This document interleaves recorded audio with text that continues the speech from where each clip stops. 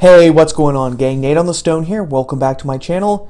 If you spend any significant amount of time on social media, then you were probably privy to the latest confrontation between the left and the right, which happened just a few weeks back, which was singer Harry Styles being the first man to grace the cover of Vogue magazine in a dress. In the interview itself, Styles says, quote, "There's so much joy to be had in playing with clothes. I've never thought too much about what it means. It just becomes this extended part of creating something." The left naturally applauded wildly. Gucci creative director Alessandro Michel, who also designed this piece of clothing, said, quote, "He's really in touch with his feminine side because it's something natural. And he's a big inspiration to a younger generation about how you can be in a totally free playground when you feel comfortable. I think that he's a revolutionary." Paul Logan said that the very essence of masculinity was being strong enough in your manhood so that you could totally wear a dress, and even AOC got in the action, saying that if you felt angry or insecure about seeing Harry Styles in a dress, then maybe the problem was with you. Maybe that's part of the point. Sit with that reaction and think about it. Examine it, explore it, engage it, and grow with it. And she even compared Styles to James Dean. Now, I don't know about you, but if she honestly thinks that this equals this, then she needs a stronger pair of prescription lenses. And just as predictably, there was a massive pushback against this from the conservative right. Candance Owens led the charge, saying on Twitter that it was imperative that we bring back manly men, because, as she put it, there is no society that can survive without strong men. The East knows this. In the West, the steady feminization of our men at the same time that Marxism is being taught to our children is not a coincidence.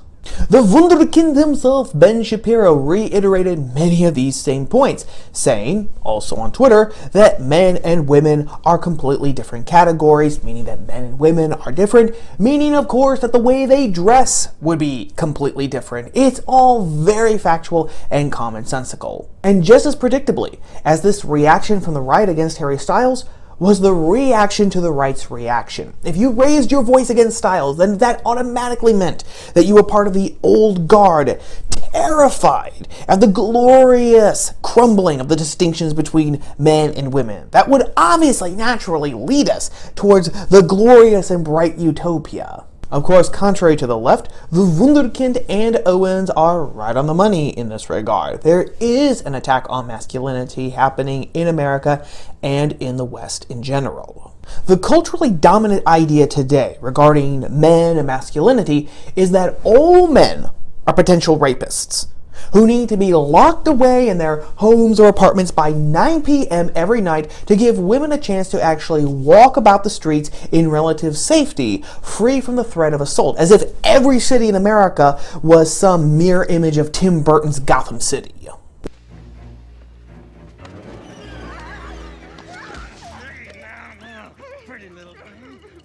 This idea has evolved, as most ideas actually do, FYI, into the idea that masculinity in and of itself is evil. There is no differentiation between toxic masculinity over here and so-called good masculinity over here. Masculinity by itself is the problem. For example, John Stotenberg, a male feminist scholar, which would seem to be a paradox to the commonsensical mind, has made the argument for years that masculinity is inherently evil. In Stotenberg's mind, healthy masculinity is just as nonsensical as healthy cancer. He says this because in his grand scenario, all masculinity is built on oppression. The parts that we associate with good masculinity are actually non-binary. Now, all of this, with Stotenberg in particular, makes sense when you realize that he lived for 31 years with the radical feminist Andrea Dworkin, and he actually credits her first book in liberating him. He said in an interview with Slate, quote, "There's a part where she's talking about how we're a multi-sex species. that male and female are not discrete, that there's no such thing as a man and a woman. For me, that was hugely liberating because I had been struggling all my life at that point. It was a breakthrough for me because up to that point, I had been feeling that I would never measure up as a man. In other words, the output of a quote-unquote scholar is all predicated on his feelings of insecurity. That's the American education system I know and love. And with the growing acceptance of this idea that all men are evil or at the very least dangerous, it's no surprise that society has begun to accept more and more the so-called beta male, the weaker male. The Hollywood Reporter ran a whole cover story on their quote-unquote rise. And in 2014, Tracy Clark Floyd wrote a hagiographic ode to the betas, again in Slate magazine, describing the beta as, quote, men who lead with emotional intelligence, openness, sensitivity, and understanding. Men whose masculinity and sexuality aren't threatened by equality with women. Men who make great fathers. Men who pick up the spatula from time to time. Men who know what a vacuum cleaner is. Men who are not repelled by talks about feeling. Men who do not need to pound their chests about every damn thing. Men who have even read a feminist text or contemplated their privilege. Men who aren't defined by traditional expectations of their gender. But there's something else going on here besides just a direct attack against masculinity and men. Because when you boil all of this down, what you're left with is an attack against strength and the very idea of strength. That might seem an odd thing to say, with gyms and fitness centers doing a terrific business even with a global never-ending pandemic, and with ads for new equipment, new fitness programs, new supplements everywhere on the World Wide Web. But this is what it boils down to. Before we go on, we have to define our terms. Otherwise, Socrates would never forgive us. And we have to ask the question, what is strength? A very common and popular definition is the capacity to resist force or pressure. This common definition makes sense because our word strength comes from the Old English word strengo, which translates as force, firmness, bodily power, moral resistance. The only way that you can resist force or pressure is if you yourself possess force, because only force can resist force. Now, I'm not saying that brute strength is going to solve all your problems and you can just be a jacked moron for the rest of your life. I'm not saying that at all. It is very true that trees can withstand 100-mile-per-hour winds because they bend and sway with the wind. That is very, very true. But the next time you're around a tree on a windy or stormy day, take a look and you will see that while the top of the tree is bending and swaying with the wind, the trunk and the roots hold firm. It's force resisting force. It's the tree intelligently, quote unquote, using its force to counteract the power of the wind. I also need to point out right here that when I talk about strength, I am not just talking about physical fitness. We have a tendency today to equate strength with looking like Arnold Schwarzenegger, and I am not going to spit on physical fitness, bodily strength. That is a very important part of strength. The thing is, it's not just the only part, because we're not just bodies. We're bodies, minds, and souls. Spirits, if you want to be a bit more generic about it. And so that we can actually be fully functioning, fully fledged human beings and not just caricatures of human beings, we have to be strong not just in our body, not just in our mind, not just in our soul, but we have to be strong in body, mind, and soul. A great example here would be the father of our country himself, George Washington, who was a pillar of iron when it came to moral strength. His honesty, courage, stoicness, sense of justice, and his just general virtue was legendary in his own time and way past the date of his death. Just as legendary as his physical strength. No joke, there's a story about how a group of visitors to Mount Vernon were throwing iron bars to see which man could actually throw an iron bar the farthest. George Washington came out, watched them for a few minutes, asked their permission to join their game, took off his jacket, took one of the iron bars, and threw it across the Potomac River. That's pretty strong. And strength in all three categories, body, mind, soul, is needed for four primal reasons. First, and most fundamentally, strength is necessary because strength gives us the ability to actually act.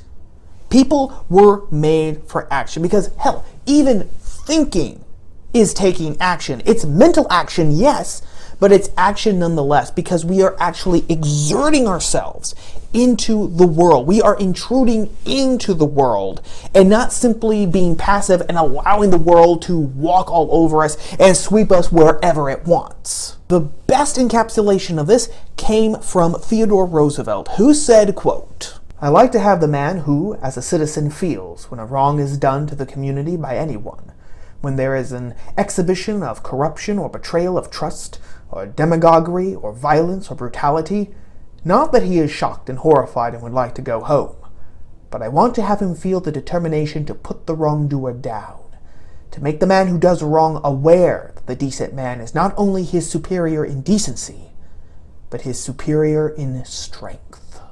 Weak individuals, let's just be honest here, lack the ability to act because they lack the ability to counteract the force and the pressure that is going to be exerted onto them. Second, strength and building our strength grows our discipline. If you want to deadlift 500 pounds, or if you want to learn 5 languages, or if you want to become a master strategist, then you are going to have to work, and you are going to have to work hard. But here's the catch. You can't just work hard off and on. A person who actually wants to be built like Arnold Schwarzenegger can't just work out whenever he feels like it, nor can he eat whatever tickles his fancy. He has to develop a strict plan for the former and a strict plan for the latter.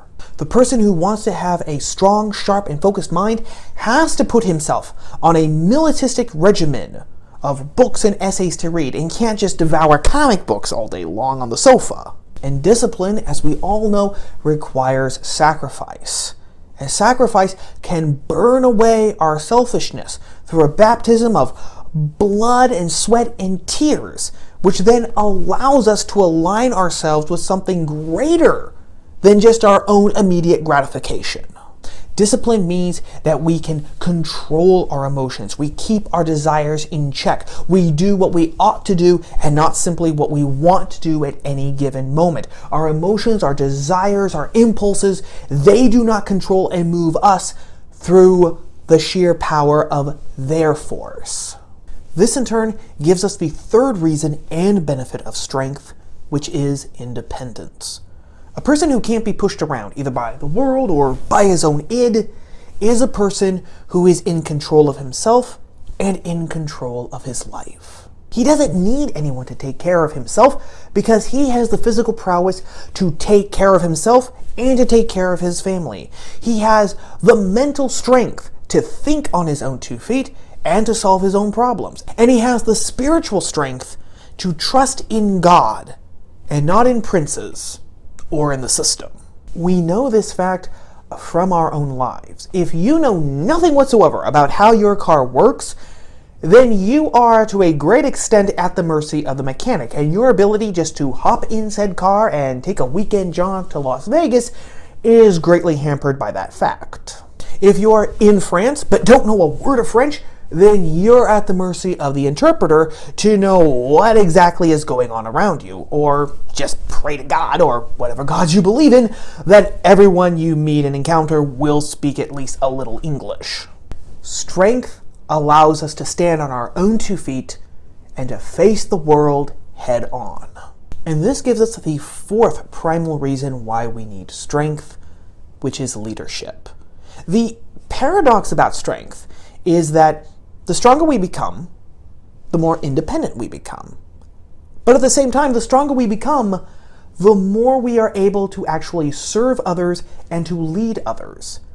Think of, for example, James Bond or Superman, two characters who are incredibly strong on a number of different fronts. Neither one uses their strength to lord it over others or to enslave others to their will, but both use their strength and strengths to actually serve others, to actually help other people. Superman may be a bit more philanthropically than 007. And the neat thing about this is that the stronger we are, and the more that we can lead others, the more we can actually help others become stronger themselves, and therefore are more independent, and therefore leaders themselves. Meaning that the cycle continues on and on and on until you end up with an entire community of strong, independent individuals all working together for the common good, which, not coincidentally, is actually something that the founders envisioned America would be. So having said all that, it's pretty clear now why the elites are so adamantly opposed to strength. They don't want us to be strong and independent. They want us to be dependent on them, their narratives, and their wills. They might dress it up as freedom or real masculinity, but it's all a lie. To bring this video full circle back again to Harry Styles, Harry Styles isn't strong because he wears dresses. He's weak. He's playing with pieces of clothing until his desires are satisfied with whatever he's created, until he becomes bored again and has to do the entire thing all over again. He's not creating anything. His desires are blowing him around like the dead leaf that he is. This is what the elites want for all of us. A society of fully grown, infantilized people, weak in body. Remember how wanting people to be physically healthy is actually now fat shaming? They want us to be weak in mind. Look, for example, at universities, which used to be centers of learning, but which are now supposed to be safe spaces for their students. And they also want us to be weak in spirit.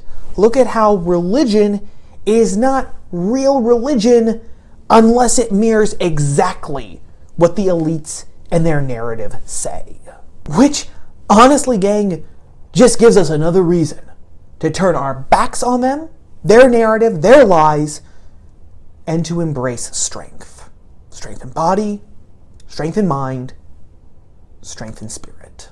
But as always, what say you? What do you think about the Harry Styles controversy? And do you think that strength is actually needed for a people to be independent and good? As always, let me know your thoughts, comments, opinions, dislikes, disagreements in the comment box below. Well, that about wraps up everything for right now, gang. Before you go, if you could give the video a like and share it with your friends on social media, I would appreciate it. And if you like videos that looks at the culture, politics, and religion from a unique POV, then subscribe and ring that bell like Quasimodo so that you will never miss out on a new video when I upload them here on the channel, which should be every week, God willing. As always, thank you for watching, for giving me a little bit of your day, and thank you to everyone who has subscribed to my channel. I appreciate you all forever and always. Until next week, gang, remember to stay safe, stay free, by daring to read, think, speak, and write. I'll chat at you next time. Ciao.